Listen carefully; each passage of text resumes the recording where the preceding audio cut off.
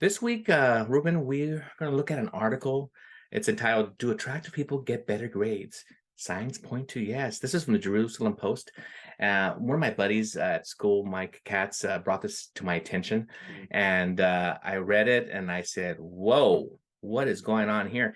And the article deals with obviously pay. There's a study that was just made that was conducted that looked at young people and teachers, male and female teachers, and the studies show that, hey, male teachers do give better grades to attractive students, especially women. Also guys though, but especially women. And female teachers don't do it so much. They don't do it to the male students like male teachers to their female counterparts, right? And so that being said, I'm not sure if I was so much surprised by it, but it did make me think about it for myself. They did also talk about, Ruben, online, that this is they looked at when we were doing distant learning, and that when we did distant learning, the women didn't do as the young women didn't do so well online, and the boys did about the same, right? And so it's say, hey, if they're not in front of you, if you're not seeing them, a lot of times, as you remember, when distant learning, they you can see their face, or they would be blank. And so that being said, I really thought about my buddy too. We talked about, like, wow, this makes you think about, how are we conducting ourselves? How are we looking at our students? Is that happening in our classrooms? And so I'm still processing this, but I would like to think that I'm fair deal. But then what do you do to make it a fair deal? How do you grade your papers? There's things you could do to make it even playing field. What do you think, Ruth? So you're saying you don't know if it's true about yourself? No, I mean, the study wasn't That's done on honest. me. That's honest, Jake. Well, I mean, I would like to think I don't, but I'm going to be serious. I mean, attractive people in a whole, I think they've done this with other fields. People who are attractive do better in life. They do. They get better rewards. So I'm like, am I part of that process? I'm sure there is some of it. I'm not gonna, yeah, you're right. I'm sure there is. I remember reading a study about this as long ago as the late 90s, about how people have more doors open to them based on facial structure. And I remember that looking at an article. I don't know how scientific it is ultimately, but there was a lot of truth to it. They talk about the symmetry of the face. Sure. And those type of people have been. I remember reading about how that they use two ultimate pretty people. Julia Roberts at the time, was the big thing, and Brad Pitt, and they noticed the symmetry and how it's the averaged face, not average, but the averaged face. Okay.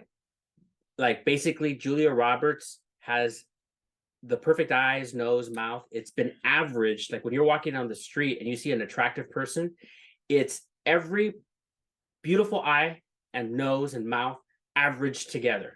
Okay. Into the perfect face, or the averaged face. I remember that was the sense of the article, but interesting. And that people who are better looking I agree. Like what you're saying, they get better at things out of life. I have a quick anecdote. I don't think it's I hard do that being about me, myself. people. It's hard being me. I have a quick anecdote about a teacher so I used to teach middle school, and this particular school had some rambunctious, well, any middle school, right? Yeah, rambunctious kids and rough, and this long-term sub had to come in, and I started hearing things from the staff, like, "Oh, have you met this?" The female staff talking about him. "Have you met this guy?" And the students. So this guy was from Michigan, and the students were just falling in line. The female students really were swooning over this guy because apparently, he's good looking. Yeah. But so they were better. So I don't know, about how teacher grades the student but I will say that I'm like you. I try to be fair, but real quickly, we were that same teacher. We were asked to go to a professional development at UCLA, and he rode in the same car with me. And as I was looking for parking around UCLA, I couldn't find any. And he goes, "Let's park at the Ralphs." And I said, yeah, but the Ralph's has no parking UCLA students signs all over the place. And he goes, don't worry about it. He had this Michigan accent. Don't worry about it. This dog, just park. So I parked and we walk into the Ralph's. And I could tell women were looking at this guy. And he walks up to the cashier and he goes, how you doing? And she goes, fine now. Whoa. And he says, can we park in the parking lot? She goes, absolutely. Because we're going to UCLA. She goes, you could park there. She calls the security. Are you kidding me? He's parked. I'm there. I was right there. Oh, He's my parked. God. He's my friend. Oh boy. He goes, I won't touch it. While we walk in. And I noticed that day, him being near that, yeah, he had some doors open for him. That was just the first of a few. Oh man. Well, there you go.